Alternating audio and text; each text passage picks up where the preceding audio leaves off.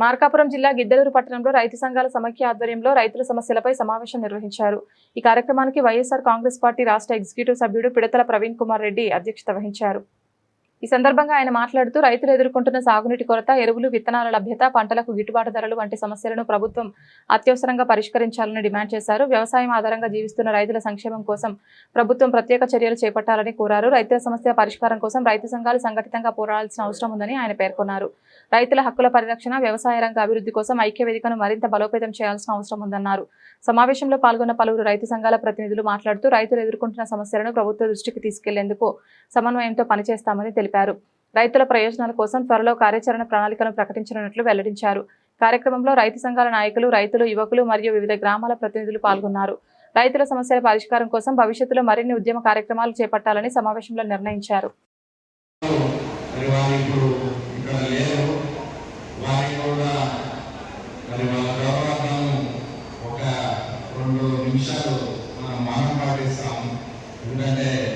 చాలా మంది నేను ఊరే పంపించాను. ఆ రైతులందరూ కూడా అంటే మా నాన్నగారు ఉన్న వాళ్ళు దాదాపు 50% కూడా ఇప్పుడు మరి లేదు. మరి వారికి ఆత్మశాంతి కలగాలని రైతు సంఘం తరఫున నేను ఒక 2 నిమిషాలు మౌనం వహించాలని నేను కోరుతున్నాను. ఆర్డర్ ఇచ్చారంట. మరి ఇప్పుడు వెళ్తే మాత్రము వాటిని ఇచ్చిన తర్వాత ఇప్పుడు వెళ్తే పరకుండా తిరిగి వెనక్కి పంపిస్తున్నారు. మరి ఆవేదనతో ఆ రైతులు ఇక్కడికి వచ్చి మరి మాకు చెప్తున్నారు.